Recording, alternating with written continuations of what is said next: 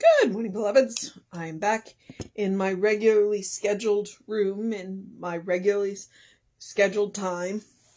Although I did, for the most part, stay pretty much on track with my time over the week. It was very sad to drop my brother off at the airport. We had a good visit, and he did get home safely. I asked him to text me when he did. So, yeah. He got safely home to Indiana, and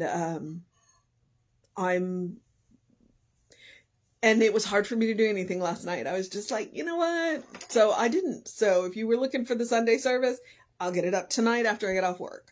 I kept going. I need to get up and go do it. I need to get up and go do it. And I needed to mope a little bit. My brother, we had the usual sibling stuff, but it was always us against them. It was me and my brother against my parents. And so it was very important. So we still have a really good relationship because of that. All right. I think we have a poem today. It is November 6th. Our title is I Am Stronger Than My Fears. Our author is Hannah Moore Kohaus, and it was published in the Best of Daily Word from 1986, and this is Unity. So yes, it's most likely okay. I am stronger than my fears. I am stronger than my fears. I am wiser than my years. I am gladdened than my tears. For I am God's image. I am better than my deeds. I am holier than my creeds. I am wealthier than my needs, for I am God's image. God, whose image thus I bear, and whose likeness I shall share, all God's glory will declare through the I, God's image.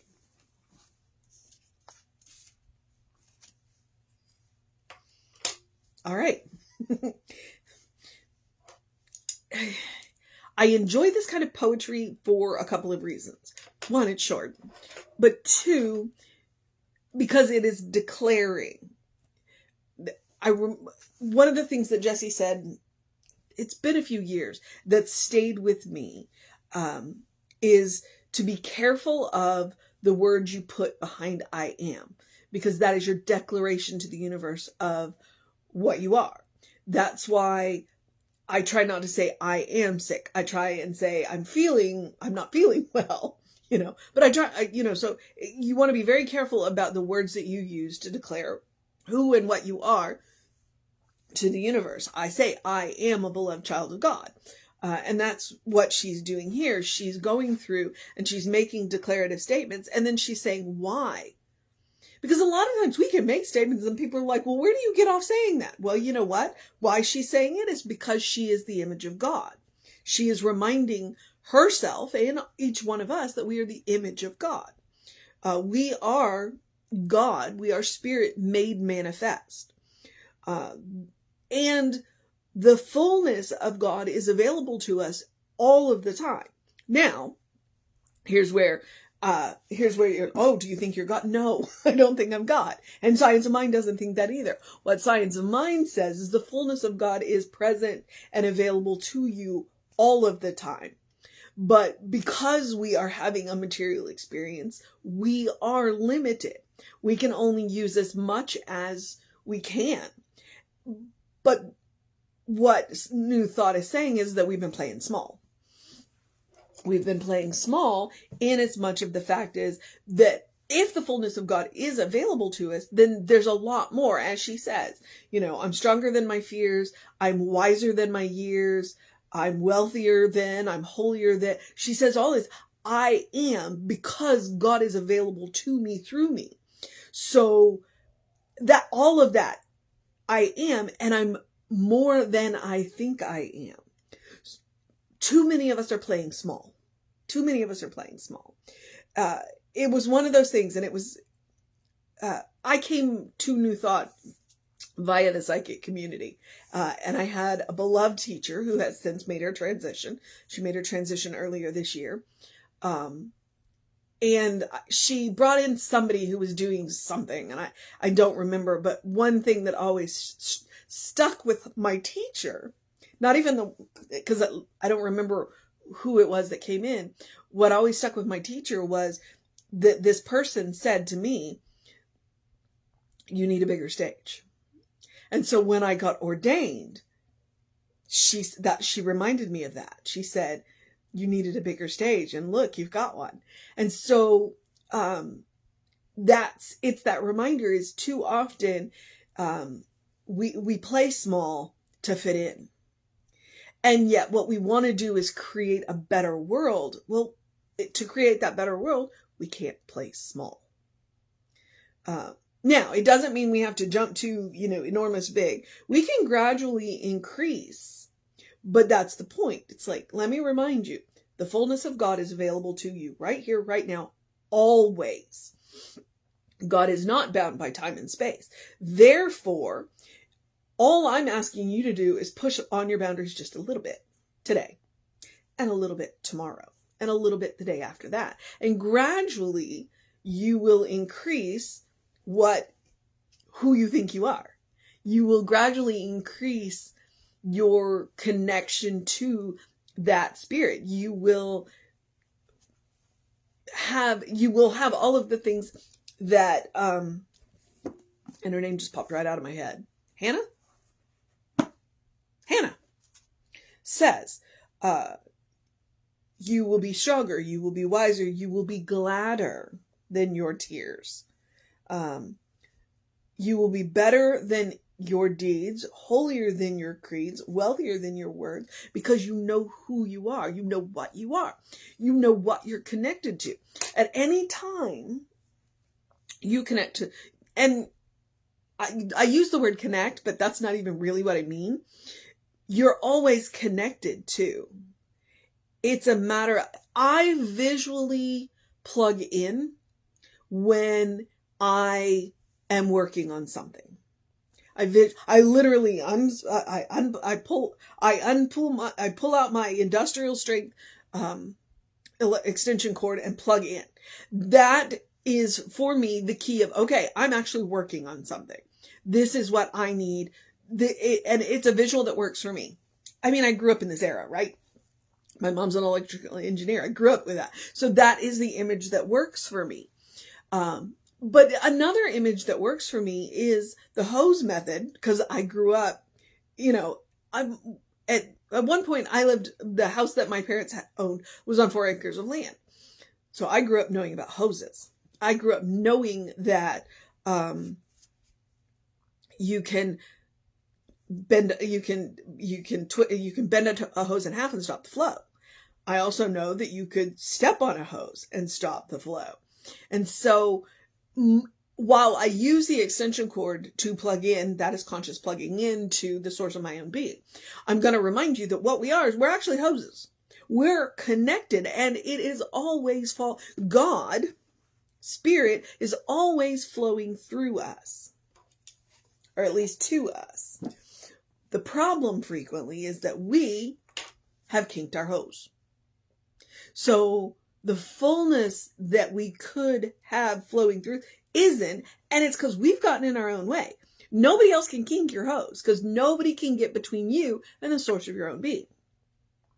Which is why occasionally I remind you to get off your hose. Stop standing on your hose. Let the fullness of spirit flow through you. And that's the important thing. Not to you, but through you. And as it flows through you, all of these amazing things will happen. All of these amazing things will happen. And you want to experience that and really have a good time with that. So, yeah. It's her last her last stanza, I guess. God, whose image thus I bear, and whose likeness I shall share, all God's glory will declare through the I, God's image. one of the best ways that we can glorify God is by being ourself. Being ourself. Being the beloved child of God that God knows us to be. If you want to glorify God, that's the way to do it. You don't have to go out and cure cancer. You don't have to go out and, do any of these like megalithic things. I know that means big stone, but which that's literally what megalithic means, it big stone. We don't have to do anything like that. Each and every one of us can glorify God by being the authentic, beloved child of God that we are. And that's it. That is it. And that, I think, is Hannah's message. Push your boundaries a little bit. Remember who you are. As Sandy Newkirk likes to say, and remember whose you are. So the mission today, should we choose to accept it, is exactly that.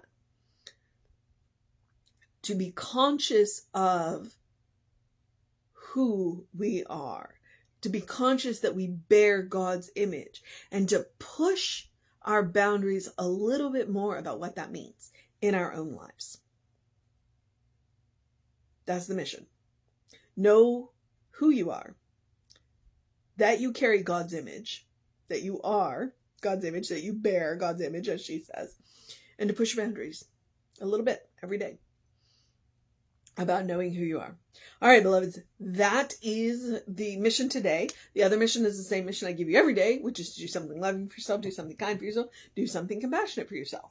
I came home, took a nap from, making that ride to the airport, and did and rested, because I'm gearing back up for going back to work today, and, and the time change. Oh, I love the fall time change. And especially I love the fall time change when I'm on vacation. It's very helpful. So, because it made getting up this morning a whole lot easier. So it is the spiritual practice of self-care. The spiritual practice of self-care is extraordinarily important. You definitely want to do that. You cannot pour from an empty cup. That's why I stress it. We talk about cups a lot. It's like, how full is your cup? How big is your cup? Well, if your cup is empty, you need to stop and rest. There's a quote from Brené Brown about the courage that it is, how courageous it is to say yes to rest in a culture that doesn't. So that's what self-care is. What is the most loving, kind, and compassionate thing you can do for yourself? Well, frequently it's rest. And so, it looks like taking a walk. It looks like taking a nap. It looks like taking a break. The human equivalent of turning yourself on for turning yourself back on. It looks like taking a deep breath before you speak, especially to yourself. Now, if you're going to use words like Hannah did, I am, and all of those powerful words behind it, that's what you want to do. I also saw that one about the opposite of negativity is not positivity, it's warmth. So remember that too. When people are struggling, you don't have to be positive, but warm is a good thing. And that's something you can do for yourself. Treat yourself kindly, especially when things are looking a little messy. The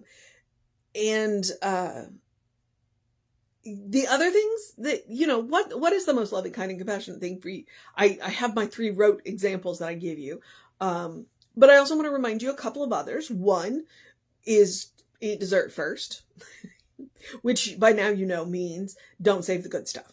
I want to encourage you to go out of your way to make the ordinary extraordinary a little more often.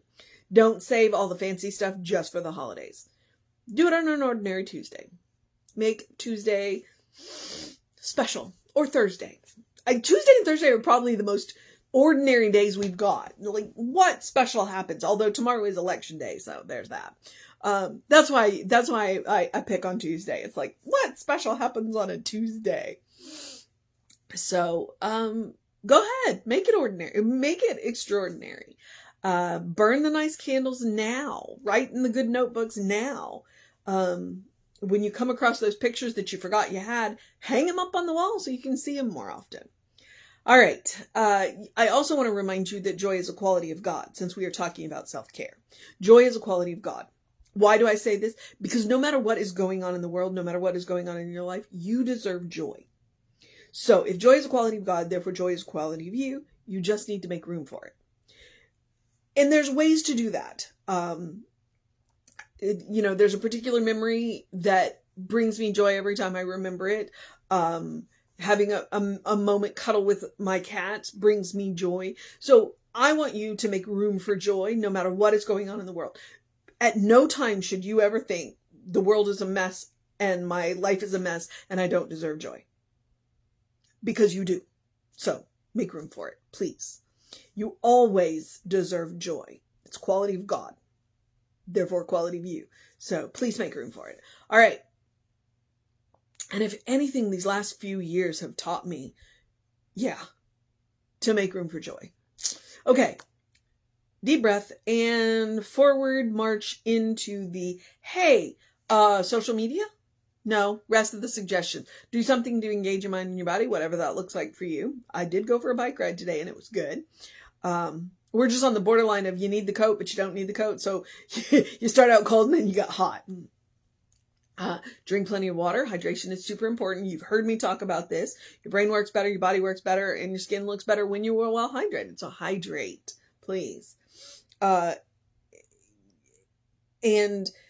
get that early in your day bright light. That's one of the things that I enjoy about, I know people, we go back and forth about daylight savings times and what have you. I don't like getting up in the dark. And if I get up at 6:30 to go for a bike ride, that's why I do like the fall back, because then it's not so dark in the morning. The sun gets up just before I do. In that case, it's easier for me to get out of bed. So we can talk about daylight savings versus standard time. But I always appreciate that fall back because I'm not getting up in the dark. So there's that. And that 7 to 9 in the morning is really that sweet spot for the sunlight, the angle that it hits to get the vitamin D and to support your circadian rhythms. Now, if you get up before or after that, if you get up before sunlight, like I said, artificial light will help with the circadian rhythms. And you can also, they're either called sun lamps or seasonal affect disorder lights. They will help provide that vitamin D. They've got the right combination of UV rays and what have you. So if you need the extra support, please take it. Please take it. All right. I think I met the Ernest Holmes quote, open the windows of your soul, allow the breath of heaven to remind you you do live in heaven right here, right now. It's all around us all the time. What am I talking about? Today, Hannah was talking about how we are the image of God. Well, that's because everything around us comes from one source. We talk about oneness. It is all one. Okay, that means that everything is one. It is all God. It's all spirit. It is all, and everything is spirit coming into form or going back out of form. It's all spirit. It's all spirit. It's, that's just, I saw something where it said quantum physics is where they hide spirituality and science. Yeah. So when we say open the windows of your soul, allow the breath of heaven to remind you, okay, heaven isn't a place. It's a state of mind. It's a state of consciousness. Once you realize that, and you come pre-installed with that consciousness, we call it the Christ consciousness, and the password to activate it is love. When we when we recognize that, when we can create that heavenly mindset, that heavenly state of consciousness for ourselves, then we are set to, heaven can be anywhere we are. And, honestly, that makes it a superpower. Didn't know you were going to be your own. You didn't know you could be your own superhero, right? So, superpower. All right, beloveds. So take him as advice. Look for the good and praise it. Fastest way to create that mindset. And I talk about how we want to create a world that works for everybody. This is how we do it. When we create that heavenly mindset, when we walk around as islands of peace, when we walk around as islands of calm, we give people places to rest. We hold up a light that shows people, hey, you know what? This really works. Why don't you take a look here? This might help. So, yeah. You can learn to do it yourself. That's our message. Okay. Ooh, deep breath. Social media. We are Creative Life Spiritual Center, Creative Life Spark. I'm the running Rev Ryan on the social medias that I'm on. I encourage you to check all of that stuff out. And then if you want to know what's going on with the center, email info@creativelife.org. That will get you on the constant contact. And those hot links are hot. If it says click here now, it'll take you right to the information you want or to the person that can help you get it. All right. Whew. I'm going to encourage you to have a great day, a wondrous day, a fantastic day, a magical day, an enchanted day, a wonder-filled day, an awesome day, an amazing day, a poetry day, a get back to work day, a good attitude day, an I am day, a know who you are day, a recognize your strength day, a following the gift day, a glad day, a wise day, a good day. And if that is too much pressure, simply have a day. You are enough, just as you are. You are a beloved child of God. You are spirit in motion. You are God in action. You are a divine spark. You are a brilliant light. Or as Reverend Jesse likes to call us, you're a godling. All right? We are talking about exploring the truth of our being. Peeling back the layers of what we have been told, about who we have been told we are, and discovering what really follows the I am for ourselves. Nobody can do that for you. They're going to try, and you might believe them for a while. But peel back the layers of what society and religion and culture and politics and gender normatives, peel all of that away and get to know who God knows you to be. Because I can promise you that person is cool. All right, beloveds. Yep. I'm going to go with that and remind you that Reverend David will be on around 5 p.m. with you. I will be back with you around 9 a.m. Tomorrow. I will get the Sunday service up tonight on YouTube. Take care of yourself. Know that you are loved, and I will see you next time.